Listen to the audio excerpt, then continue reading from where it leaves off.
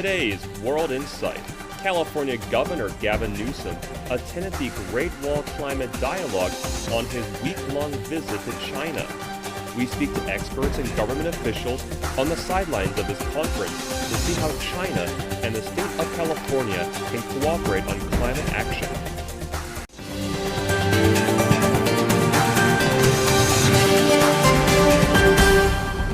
Hello and welcome to World Insight with me, Tian Wei. California Governor Gavin Newsom is visiting China this week, and climate action cooperation is on top of the agenda.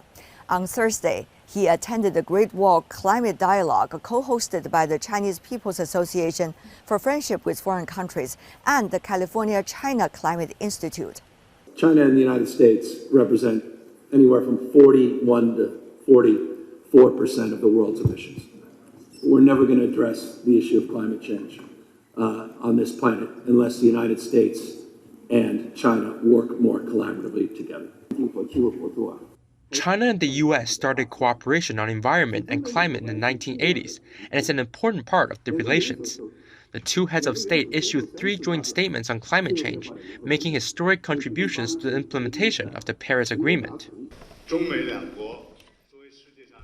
China and the U.S., as the world's largest economies, should strengthen cooperation in terms of climate change and green development.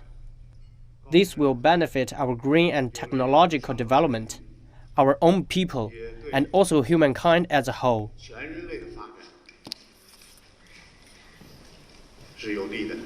The dialogue was well designed, bringing diverse subnational government voices from California and China, as well as from academia and business. So, Professor Cui, what do you make of the results of today's discussion? I think it's very exciting to see U.S. and China, California particularly, would like to collaborate on the climate change issues. Right. Whether it's on developing talents, technology innovation, right, education, or it's on, I think it's very broad, right, very broad possibility now, to collaborate. Now leading up to APEC, we are going to see a big delegation coming from China, likely some issues of climate change will be discussed as well. What do you think are some of the general framework people should stick to and have results? I think you should keep the open dialogue. That's very, very important. And the two countries need to have the goodwill to collaborate. Right. Climate is a global issue. Right. The two countries need to play leadership role on this. How business is playing a constructive role in bringing, the climate change experts together also on this very crucial issue. Business has to be a key partner in this. This is going to be a partnership between the public sector and the private sector. If we're going to meet our climate goals, we need the technology, the infrastructure, the generation, the transmission, the electric vehicles, the housing construction, water resources, and we're not going to be able to build all of that unless we have a good partnership. And in the partnership between academia and business and industry is also where new ideas get iterated and become the new technologies that drive change. We're so happy to be here. A good pad. Yeah. And today the climate experts are talking in great details about cooperation and communications. That's exactly right. We know that we need to partner to tackle what is really the existential crisis of our time, climate change. So we're thrilled to be here. Thank you. Welcome back. This is World Insight with me, Tian Wei. Diverse voices from subnational levels from China and California, as well as representatives from academic and business circles, gathered in Beijing over the week for a dialogue on climate change between China and California. Among them is Zhou Ji, CEO and president of the Energy Foundation in China. Mr. Zhou has been devoting decades of work into climate change-related issues, and he talked to me about the significance of these interactions among different walks of life on the issue of climate change between China and California. Professor Zhou, what a pleasure to see you. Oh, nice to see you again. Yes, I see you were hosting the session between Chinese and the Californian officials and scholars on climate change. What do you think some of the most important consensus being reached now? climate mitigation will never be the obstacles of economic growth. Rather, they are becoming a new driver of economic growth. That means the future economy will be low carbon and the zero carbon emission economy. The second consensus is, in the past decade, the two sides, they have made tangible progresses in climate mitigation. And in terms of electric vehicle, renewable, especially solar power and offshore wind power.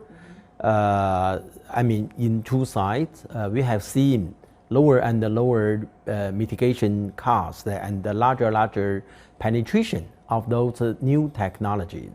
And that means, on one hand, we see the very big challenge of climate change. And California is top 4 economy in the world.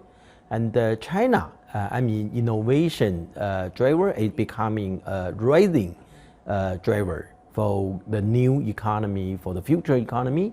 And I think innovation seems to be more and more the common driver for the two economies. Including innovation in the area of climate change. Like new energy, electric vehicle, new grid, new energy sources like solar, wind power, and also digital, combination of digital tech economy and the low carbon economy. Right. We have seen already with the presentation from California side about some of the specific target they are trying to reach, for example, about new energy, about electronic vehicles, and this list that goes on. So how is China looking at this timeline and thinking, what are some of the areas that can really cooperate and benefit both sides?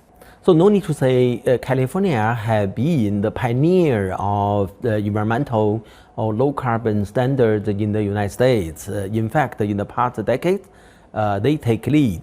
To make state level standards or commitment become federal level standards or commitment or guideline.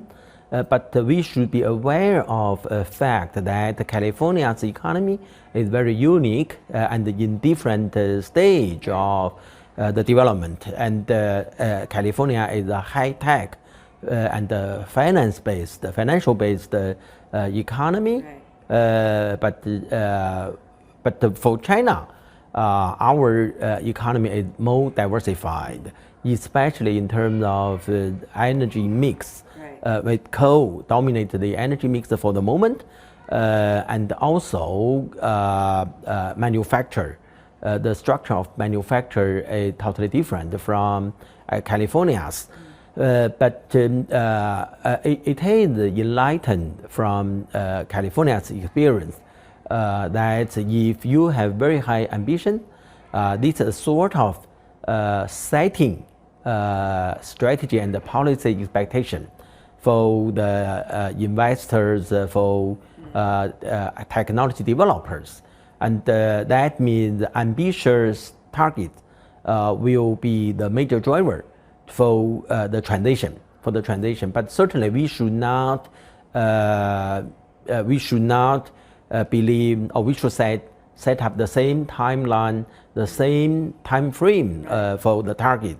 For example, Guangdong province or Jiangsu province, the top 2 economy in China, they might have different targets and a different pathway, but the same thing is ambition. One thing people focus on, that is what's likely to be the action followed.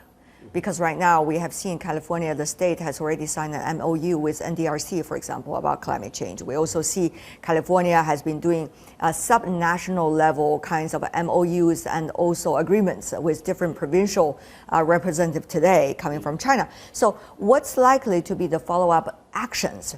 And how is this action likely to energize and synergize with the important goals of communication, of maintaining good dialogues between the two countries? I think the first thing is, the first follow-up is further communication. I do see the gap for the communication. That means we should send more delegation to California and invite more delegation from California. This is number one. Number two, policy exchange. And we can learn each other what types of policy instruments we can employ, and what about the effectiveness, the impact. For example, carbon market. For example, taxation or subsidy or regulation standards, etc., etc. To see in different occasions, you might have different effectiveness of the policy instrument. And the third one is, the direct support to the player in the market. Enterprises, financiers, or technology developer. Right. Mr. Zhou, I've known you for years. I know you've been working very hard, whether it is a sunny day or it's a rainy day, on the climate change issue, particularly the cooperation between China and the United States. You worked months ahead before everything takes place today.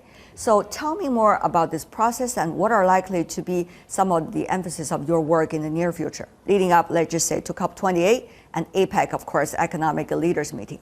Yeah, but certainly we are very proud of what we did in the past, but that's not enough.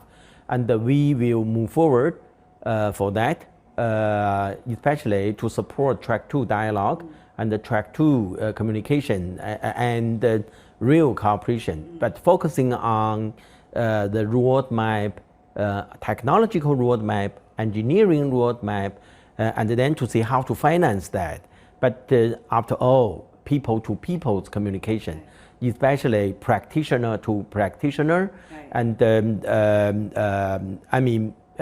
experts to experts. So those are our priorities in the coming years, especially for APEC, and even before APEC, we have several side events there, and to try to stimulate the cooperation. That's wonderful. And if I could ask you, what adjective you would use to describe the atmosphere in the room when you were sitting side by side with your Californian colleagues and also your Chinese colleagues? I just say, communication, and then based on communication, you will know each other better, and you will build up your trust, read the trust level, and then you have more opportunity to cooperate. Zhou Ji, what a pleasure. Thank you so much, sir. Yeah, pleasure. Welcome back. This is World Insight with me, Tian Wei. On the sideline of the Great Wall Climate Dialogue between China and California, I also talked to Professor Gong Peng, Vice President of the University of Hong Kong, which hosted Governor Newsom's visit to Hong Kong. In fact, the Californian governor had a wonderful interaction with the students of the university with the moderation of Professor Gong. And he told me about what in fact was going on at the scene. Professor Gong, it's such a pleasure to see you here. Me too, likewise.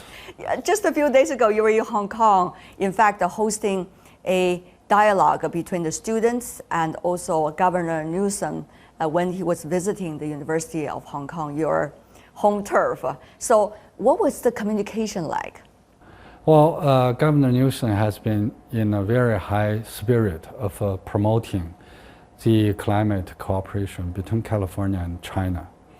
And he's been, we got this opportunity that there is a relatively smoother, flight from California to Hong Kong. And while Hong Kong, he will be able to move to kick off his China trip.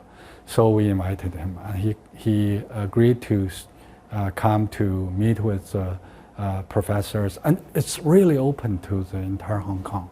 Lots of people are professors and industrial entrepreneurs and students, of course. It's also a big body of them.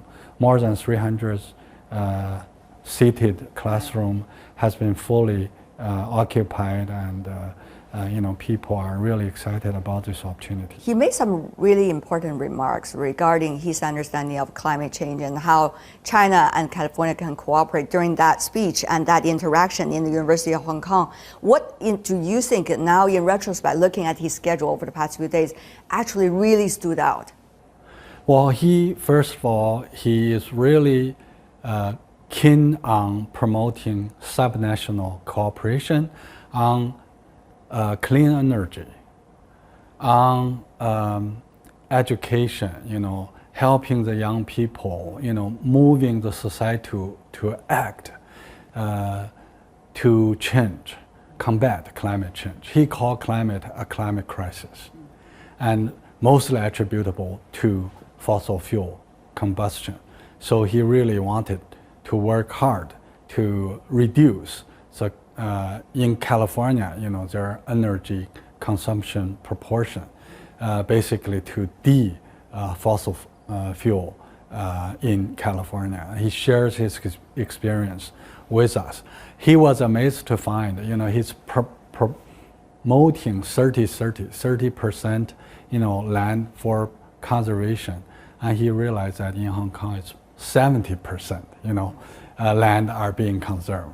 So there are obviously some ways that he realized that Hong Kong is doing things ahead of time and very aggressively in combating climate change. We see the spirit of mutual learning and also cooperation. Exactly. In fact, throughout the trip during Governor Newsom's visit to different localities of China. So how were the students, particularly on campus, looking at what is being said and what had been done? Well, I think,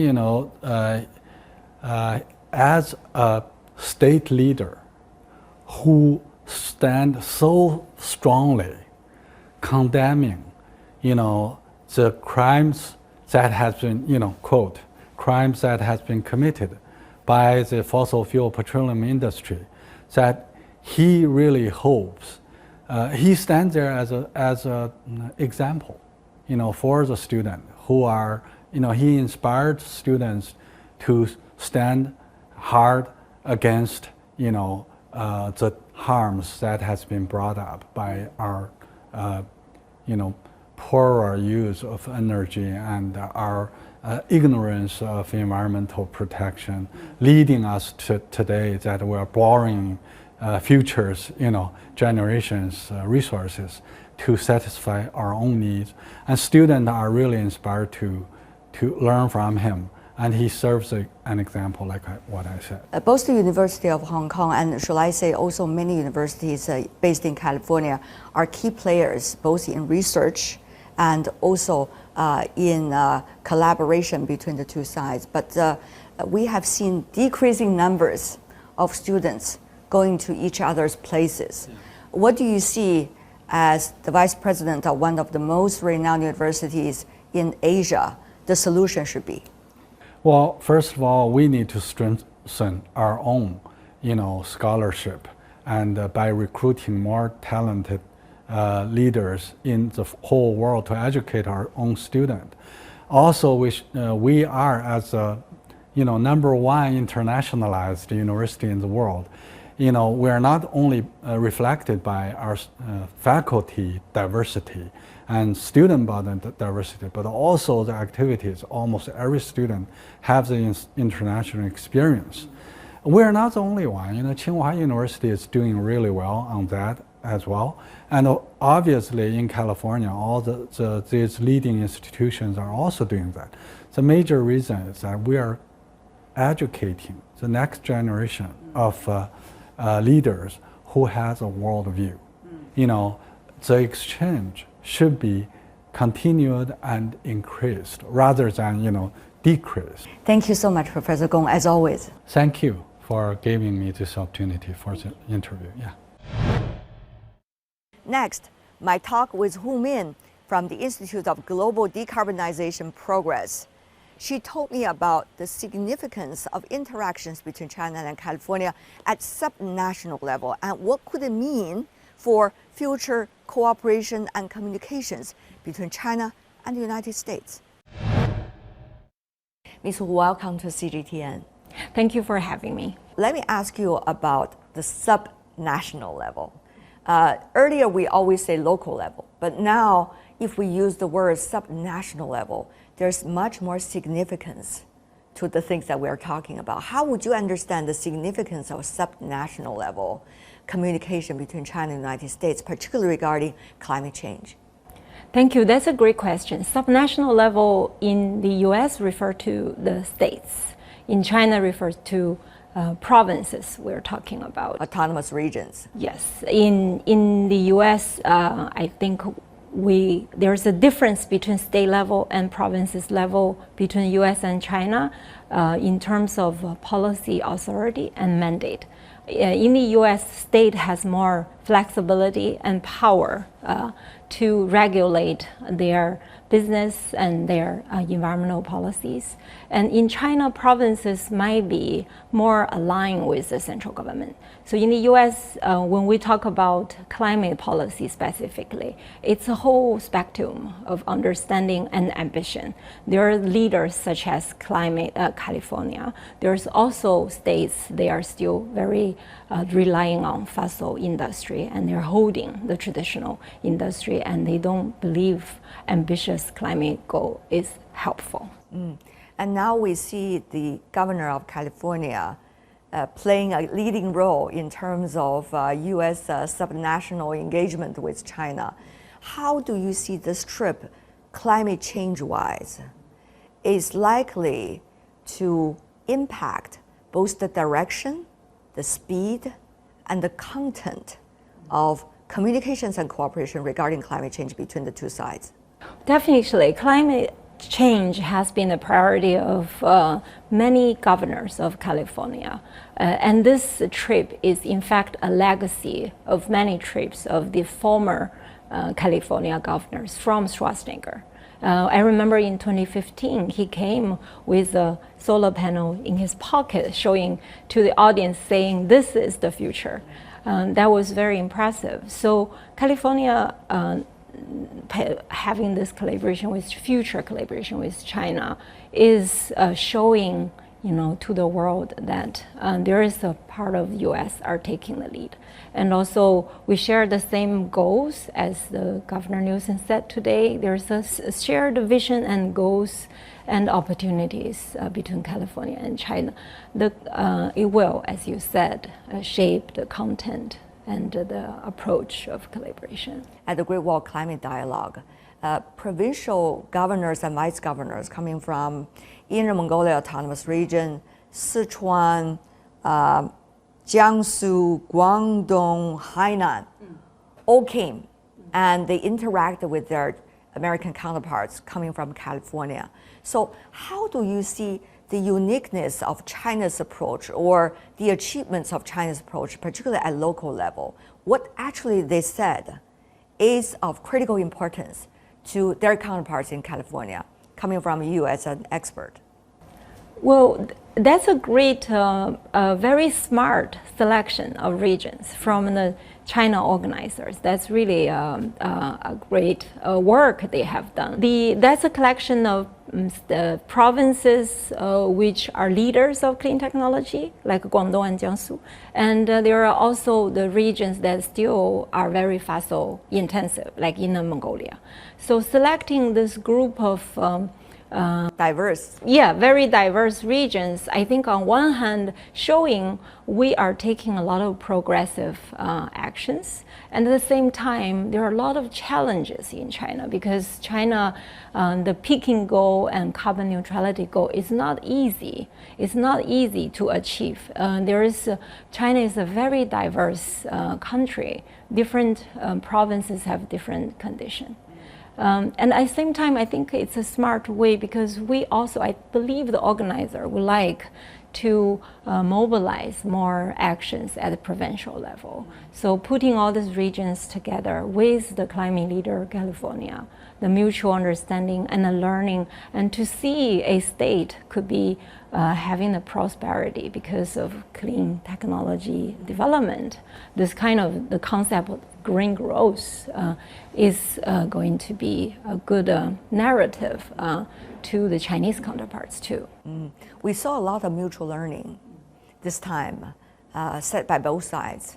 And of course, that's the basis also for future cooperation opportunities. Now, how much will this, what we are seeing today, be able to create some kinds of possibility for subnational level and other levels below the national level to come back to life again, if I could use that word? I think both sides need to do their parts, both US and China. And at the state level, they need to be more proactive to reach out, to try to understand what's happening in China. And in China's provincial level, also to be more proactive. And I think the central government give the provinces more freedom to develop this potential collaboration that you are talking about. I think there's many layers. Business collaboration for sure, that will be very, very important investment. And the policy exchange between the provinces and states, that's also very, very important. Like for example, in the US, California has the most ambitious vehicle fuel standards and the emission standards. And that's what China could be learning from. In fact, we have been learning from it for many years. But at the same time, in the past years, China has already developed a lot. Like Newsom said, there's many new things to him. So this could be also, it's a mutual learning progress. But Ms. Hu, being in the climate change area for decades, this is a difficult time, not only geopolitical wise, but also economies are suffering, slower growth rate than most of the early years for most of the economies in the world. So climate change issue in order to develop economy, create innovation, to build up manufacturing capabilities, to benefit and to prevent and control, all of these takes a lot of investment.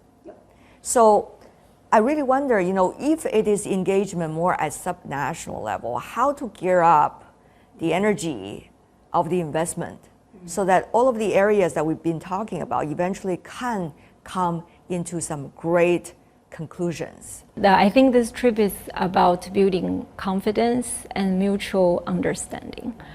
Confidence brings investment, brings business activities.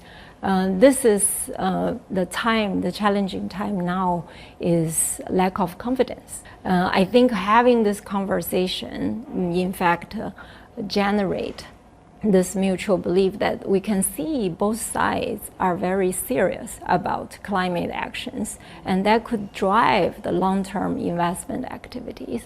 And also because both states and provinces can kind of shape their constructive investment environment within their region or the joint region somehow, at least between these regions, provinces and some states in the US, that could generate some investment activity or collaboration in future.